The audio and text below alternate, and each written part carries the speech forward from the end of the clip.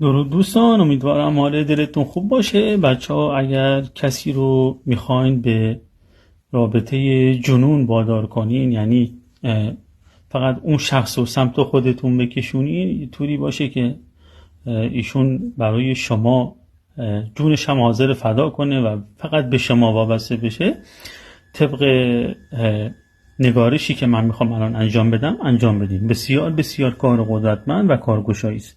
حتما نگارش کنین به همین شکل.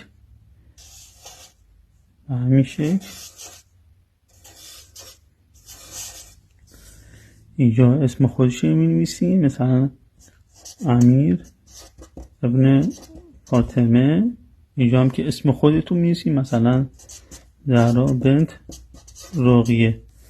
به همین شکل انجام میدین، می‌نویسین آ. به همین شکل. بسیار بسیار کار قدرتمندیه. الحق المبین. اینو انجام میدین و تا میکنین پیش خودتون نگه میدارین.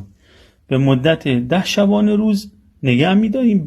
بعد از 10 شبانه روز اینو باز میکنین، بعد دوباره میبندین، میذارین سر جای خودش. ببینین چطور طرف مقابل به رابطه جنون به شما وابسته میشه.